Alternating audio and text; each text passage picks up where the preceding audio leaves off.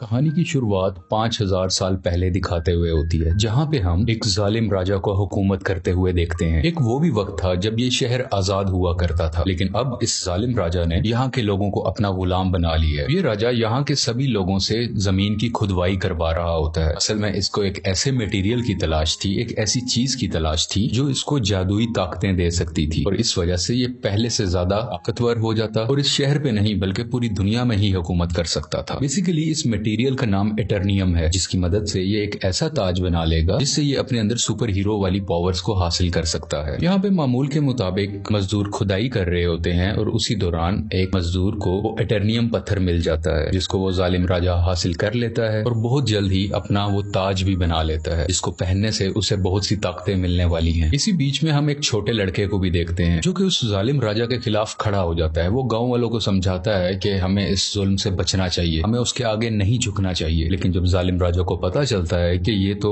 मेरे खिलाफ खड़ा हो रहा है, तो वो उसे मारने का हुक्म दे देता है। और जैसे ही उसको मारा जा रहा होता है तो वो लड़का एकदम से गायब हो जाता है और एक ऐसी जगह पे आ जाता है जहाँ पे बहुत से देवता बैठे हुए थे। ये 6 गॉड्स या देवता इस बच्चे को कहते हैं कि तुमने हिम्मत की, हमें बहुत अच्छा लगा, इसलिए हम तुम्हें एक ऐसी पावर देने जा रहे हैं जिससे तुम एक लफ्ज शज़ाम बोलोगे तो तुम्हारे अंदर हम सब की पावर्स आ जाएंगी और तुम इतने ताकतवर बन जाओगे कि तुम आराम से उस जालिम राजा को हरा सकते हो। ये छोटा लड़का करता भी ऐसे है, वो शज़ाम बोलता है और बहुत ज्यादा पावरफुल बन जाता है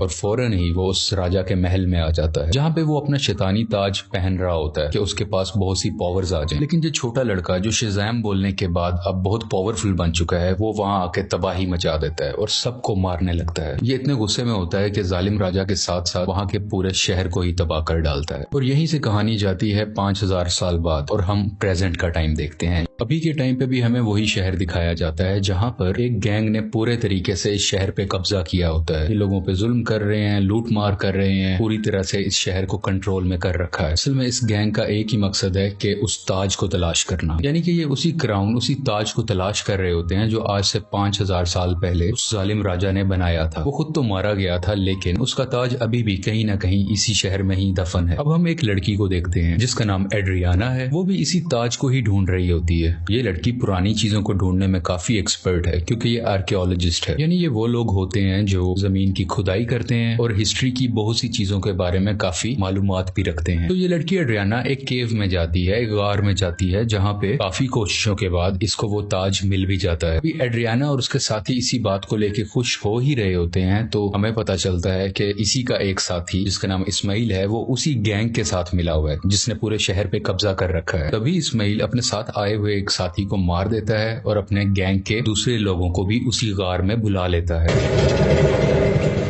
सब लोग इसकी तरफ गन पॉइंट करते हैं और उसे कहते हैं कि एड्रियाना, हमें तुम वो ताज दे दो। तभी ये लड़की नीचे देखती है और वहां पे कुछ वर्ड्स लिखे होते हैं। जब ये उसे पढ़ती है तो इसके मुंह से निकल जाता है शज़ाम। ये लफ्ज बोलते ही वहां पे ब्लैक एडम आ जाता है और वहां पे आए हुए सब गुंडों को मारने लगता है। इतना मारता है कि वहां पे कोई भी नहीं बच पाता। जबकि रही बात इस्माइल की, जो गुंडों के साथ मिला हुआ था, वो वहां पे मरने का नाटक करता है, इसलिए उसकी जान यहाँ पे बच जाती है। क्योंकि एड्रियाना ने ब्लैक एडम को जिंदा किया होता है, दोबारा से जगाया होता है, तो वो उसको कुछ भी नहीं कहता। अभी ब्लैक एडम वहीं पर होता है कि गैंग के कुछ और लोग आ जाते हैं और उस पर एक स्पेशल वेपन से अटैक करते हैं। ये वेपन उसी एटर्नियम मटेरियल से बना होता है जिसकी मदद से वो ताज भी बना था। और जैसे ही ये मिसाइल ब्लैक एडम को लगता है तो उसे वाकई ही दर्द महसूस होती है। ब्लैक एडम उस मारने वाले गुंडे की तो जान ले लेता है, लेकिन उस रॉकेट या उस छोटे से मिसाइल के लगने की वजह से खुद भी बेहोश हो जाता है। तो हमें यहाँ पे ये पता चलता है कि एटर्नियम ऐसा मटेरियल है जो ब्लैक एडम की कमजोरी है और इसी मटेरियल से ब्लैक एडम को मारा भी जा सकता है। तो ये देखते हुए एड्रियाना काफी परेशान हो जाती है और वो ब्लैक एडम को अपने घर ले जाती है। जैसे ही ब्लैक एडम को होश आता है तो वो यहाँ पे एड्रियाना के बेटे से मिलता है। ये बच्चा ब्लैक एडम को कहता है कि आप 5000 साल से उस गार के अंदर बंद थे, अब क्योंकि हमारा शहर गुलामी बसर कर रहा है, वो गैंग हमें जीने नहीं दे रहा, तो आप हमारे लिए एक मसीहा बन के आए हो, आप ही हमारे शहर को उस गैंग से बचाओगे। ब्लैक एडम को यहाँ पे कोई फर्क नहीं पड़ता। वो कहता है कि आज से 5000 साल पहले ये मेरा शहर हुआ करता था, अब यहाँ पे सब कुछ बदल चुका है, तो इस शहर को बचाने के लिए मैं रिस्पॉन्सिबल नहीं हूँ। मुझे इस शहर और यहाँ के लोगों से कोई मतलब नहीं है। और ये बात कहते ही वो घर से बाहर आ जाता है और शहर में फिरने लगता है और शहर को देखने लगता है। इसके बाद हम एक फीमेल लीडर को देखते हैं जिसका काम इस दुनिया में आने वाले सुपर हीरो और सुपर विलन्स को रोकना होता है। दुनिया में ऐसे हालात रखने होते हैं जिसकी वजह से आम लोगों को कोई मुश्किल ना आए और हमारी जमीन को भी कोई खतरा ना हो। वो यहाँ पे एक सुपर हीरो हॉकमैन से बात कर रही होती हैं। कहती हैं कि ब्लैक एडम अब वापस आ चुका है और उसे अगर रोका ना गया वो पहले की तरह इस बार भी बहुत ज्यादा तबाही मचा सकता है, और वो अगर पागल हो गया, वो गुस्से में आ गया, तो उसको रोकना लगभग नामुमकिन है। हॉकमैन इस चीज के लिए राजी हो जाते हैं और अपनी टीम इकट्ठी करते हैं जिसमें और भी बहुत से सुपर हीरोज शामिल होते हैं और सब मिलकर ब्लैक एडम को पकड़ने के लिए निकल जाते हैं। दूसरी तरफ उस गैंग के कुछ लोग एड्रियाना के घर पहुंच जाते हैं क्योंकि उन्हें पता था वो ताज अभी भी उसी के पास है, तो वो ताज लेने ही गए थे। और जैसे ही वो लोग एड्रियाना की फैमिली पे हमला करने वाले होते हैं तो ब्लैक एडम्स वहां पे उनको बचाता है और उस गैंग के लोगों को एक बार फिर से मार डालता है।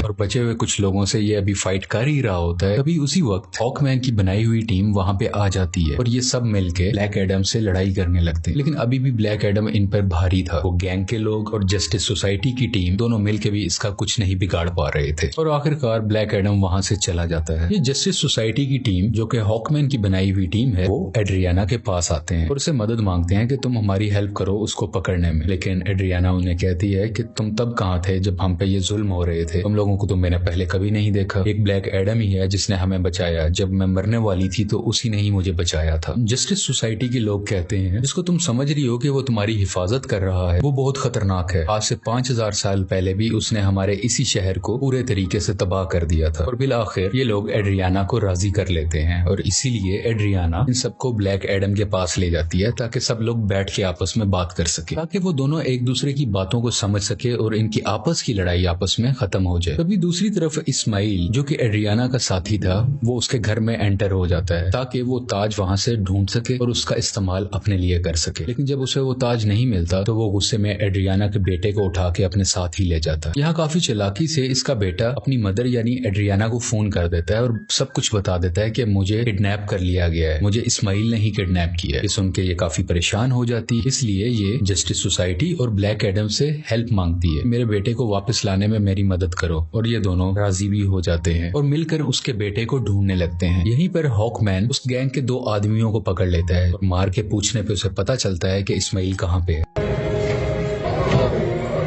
इस्माइल ने उसके बेटे को एक खुफिया जगह में रखा है जो कि एक रेगिस्तान में है। और जब ये सब यानी ब्लैक एडम और जस्टिस सोसाइटी उस जगह पर पहुंचते हैं तो देखते हैं कि इस्माइल ने उसके बेटे पे गन पॉइंट की हुई है। और यहाँ पे इस्माइल एक राज बताता है कि वो गैंग जो पूरे शहर में तबाही मचा रहा है उसका लीडर मैं ही हूँ और ये सब गुंडे मेरे लिए ही काम करते हैं। इसलिए वो एड्रियाना को कहता है कि अगर तुम्हें अपने बेटे की जान बचानी है तो मुझे वो ताज दे दो। तो ये परेशान माँ उसको वो ताज दे देती है ताकि उसके बेटे की जान बच सके, लेकिन इसके बावजूद भी वो उस बच्चे पे गोली चला देता है। और जैसे ही ब्लैक एडम ये देखता है तो वो तेज स्पीड से उड़ता हुआ उसके आगे आकर उस बच्चे की जान बचा लेता है और यहाँ पे इस्माइल को अपनी लाइटनिंग से जला के मुकम्मल तरीके से खत्म कर डालता है।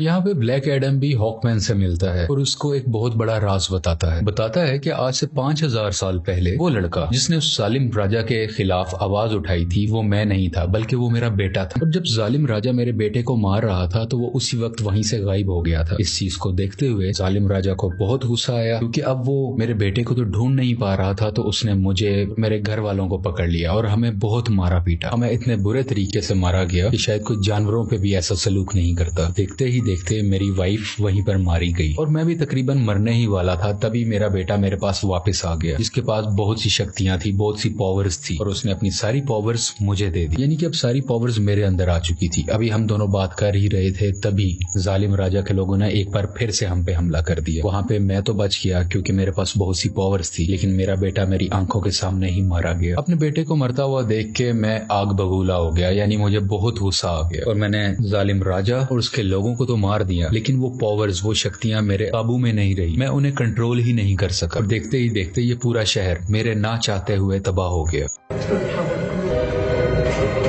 मेरा ऐसा करने की वजह से उन देवताओं ने, जिन्होंने मेरे बेटे को शक्ति दी और वो शक्ति अब मेरे पास है, वो बहुत नाराज हो चुके थे कि मैंने अपनी पावर का मिसयूज किया है, मैंने अपनी पावर को कंट्रोल में नहीं रखा। इसीलिए उन्होंने मुझे उस केव में बंद कर रखा और मैं कई हजार साल तक उस केव, उस गार के अंदर बंद रहा। जब एड्रियाना ने आके नाम लिया तो मैं एक बार दोबारा से जिंदा हो गया। यहाँ पे ब्लैक एडम को अभी भी बहुत अफसोस होता है कि उसकी वजह से पहले भी बहुत ज्यादा तबाही मची और अब भी बहुत ज्यादा तबाही मची है, बहुत से लोग मारे गए। ये वो हॉकमैन को कहता है कि मैं सरेंडर करना चाहता हूँ, मैं अपनी पावर्स को खत्म करके तुम लोगों के हवाले करना चाहता हूँ ताकि मेरी वजह से किसी को कोई नुकसान ना पहुंचे। इसके बाद ब्लैक एडम शज़ैम का वर्ड बोलता है, जिससे वो वापस से अपनी एक नॉर्मल फॉर्म में आ जाता है, यानी वो एक नॉर्मल इंसान बन जाता है जिसके पास इस वक्त सुपर पावर्स नहीं है। और जब तक ये दोबारा शज़ैम नहीं बोलेगा तब तक ये वापस से ब्लैक एडम नहीं बन सकता। इसलिए ये इनसे रिक्वेस्ट भी करता है, तुम मेरे साथ कुछ ऐसा करो कि मैं दोबारा से ये वर्ल्ड बोल ही ना सकूं। आखिरकार ब्लैक एडम को पानी के अंदर डाल दिया जाता है और उसके मुंह में एक ऐसी डिवाइस लगा दी जाती है जिस वजह से ये बोल ही ना पाए। ये एक छोटी सी जेल होती है जिसमें ब्लैक एडम को बंद कर दिया जाता है। दूसरी तरफ हमें इस्माइल को दिखाया जाता है जो कि मर चुका था और अब वो हेल के अंदर आ गया है। इस्माइल को एक बात शुरू से पता थी कि अगर वो उस ताज की ताकत को हासिल करना चाहता है तो उसका तरीका ये है कि उसको वो ताज अपने हाथ में पकड़ना होगा और उसी वक्त कोई ना कोई उसको मारे ताकि वो मर के हेल में आ जाए, यानी कि जहन्नुम में आ जाए, और वो हेल के डीमन से यहाँ पे मिल सके जिनसे वो पावर हासिल कर सके। ये सारी बातें इस्माइल शुरू से ही जानता था, इसीलिए उसने ब्लैक एडम को उकसाया कि मैं जैसे ही एड्रियाना के बेटे को मारूंगा ब्लैक एडम आके उसे बचाएगा और मुझे मार डालेगा, और उसी वक्त ताज भी उसके हाथ में ही था। ये सब बातें ये शुरू से जानता था और सब कुछ इसके प्लान के मुताबिक ही हो रहा था। यहाँ हेल के डीमंस इस्माइल से मिलते हैं और उसको अपनी पावर्स दे देते। पहले जैसा इंसान नहीं था, ये सबाक बन चुका होता है। ये इन पावर्स के साथ इस दुनिया में आ जाता है और हर तरफ तबाही मचाने लगता है। जैसे ही जस्टिस सोसाइटी को इसके बारे में पता चलता है तो वो इसके मुकाबले के लिए इसके सामने आते हैं। यहाँ पे काफी देर लड़ाई चलती रहती है, लेकिन सबाक क्योंकि बहुत ज्यादा पावरफुल था तो ये सब मिल के भी उसको नहीं रोक पा रहे थे।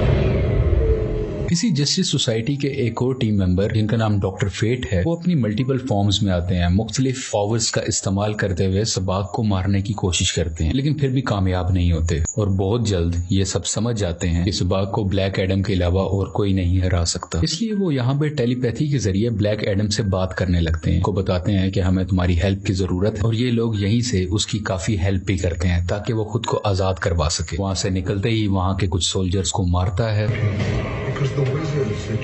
पानी से बाहर आता है और बाहर आते ही सीधा शज़ैम बोलता है, जिसकी वजह से उसको ब्लैक एडम्स की पावर मिल जाती है और बगैर वक्त जाया किए सबाक के पास जाने लगता है। दूसरी तरफ जस्टिस सोसाइटी के लोग अभी भी सबाक से लड़ रहे होते हैं और इसी दौरान उनका एक साथी डॉक्टर फेट वहीं पर अपनी जान से हाथ धो बैठते हैं, यानी कि मारे जाते हैं। हॉकमैन भी काफी ज्यादा सबाक से लड़ रहे होते हैं, लेकिन इनकी कोशिशें कुछ ज्यादा कामयाब नहीं होती। लेकिन अच्छा तो तब होता है कि उसी वक्त वहाँ पे ब्लैक एडम भी आ जाता है और अब ब्लैक एडम और सबाक की काफी लड़ाई होती है। ये फाइट काफी टक्कर की थी, लेकिन वक्त के साथ ऐसा लग रहा था कि सिर्फ ब्लैक एडम ही है जो सबाक को हरा सकता है। और कुछ ही देर के बाद ब्लैक एडम सबाक के सर को पकड़ के उसके दो हिस्से कर डालता है और उसको मुकम्मल तरीके से फाड़ कर आखिरकार सबाक की जान ले लेता है। इसी वजह से सबाक की मौत हो जाती है और सब कुछ सुकून में आ जाता है, सब कुछ ठीक होने लगता है। शहर के लोग ब्लैक एडम को अपना मसीहा मानने लगते हैं। वो सब इस बात को मान लेते हैं कि ब्लैक एडम ने हमें और हमारे शहर को बचाया है। इसके बाद हम उसी लेडी को देखते हैं जिसने जस्टिस सोसाइटी की टीम को बनाया होता है ताकि वो ब्लैक एडम को रोक सके। वो यहाँ पे ब्लैक एडम को कहती है कि ठीक है, तुम्हें जो करना है वो करो, लेकिन तुम अपने इस शहर से ना निकलना। तुम इस शहर के लोगों के मसीहा बनो, उनका ख्याल रखो, गार्डियन बनो, मुझे उसे परवाह नहीं है, लेकिन अपने इस शहर से तुमने नहीं निकलना, क्योंकि अगर तुम इस शहर से बाहर आए तो तुम्हारे लिए अच्छा नहीं होगा। यहाँ पे ब्लैक एडम बैठा उसको देखता है और कहता है कि मुझ पे कोई हुक्म नहीं चला सकता, और उसका जब भी कुछ भी करने को दिल करेगा वो अपनी ही मर्जी करेगा। लेकिन तभी वो लेडी बोलती है, हाँ शायद तुम ठीक कह रहे हो, तुम्हें इस दुनिया में रहने वाला तो शायद कोई नहीं रोक सकता, लेकिन मैं किसी ऐसे को जानती हूँ जो हमारी दुनिया से नहीं है। और ब्लैक एडम को गुस्सा आता है और वो स्क्रीन को ही तोड़ देता है जिससे वो लेडी बात कर रही थी। स्क्रीन के टूटने से हर तरफ धुआं ही धुआं होने लगता है और तभी उस धुएं से बाहर आता है सुपरमैन और वो ब्लैक एडम को कहता है कि हमें शायद बैठ के बात करनी चाहिए। और यहाँ पे सुपरमैन के ये कहते ही इस मूवी की कहानी यहीं पे खत्म हो जाती है।